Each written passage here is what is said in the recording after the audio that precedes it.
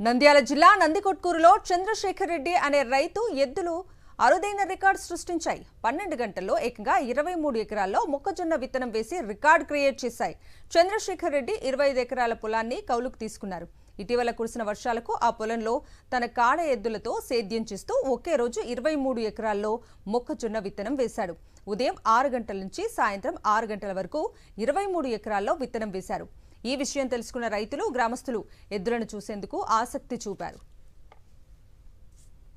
నంద్యాల జిల్లా నందికొట్కూరులో చంద్రశేఖర్ రెడ్డి అనే రైతు ఎద్దులు అరుదైన రికార్డు సృష్టించాయి. 12 గంటల్లో ఏకంగా 23 ఎకరాల్లో మొక్కజొన్న విత్తనం వేసి రికార్డు క్రియేట్ చేశాయి. చంద్రశేఖర్ రెడ్డి 25 ఎకరాల పొలాన్ని కౌలుకు తీసుకున్నారు. ఇటీవల కురిసిన వర్షాలకు ఆ పొలంలో తన కాడ ఎద్దులతో సేద్యం చేస్తూ ఒకే రోజు 23 ఎకరాల్లో మొక్కజొన్న విత్తనం వేశాడు. ఉదయం 6 గంటల నుంచి సాయంత్రం 6 గంటల వరకు 23 ఎకరాల్లో విత్తనం వేశారు. ఈ విషయం తెలుసుకున్న రైతులు, గ్రామస్తులు ఎద్దులను చూసేందుకు ఆసక్తి చూపారు.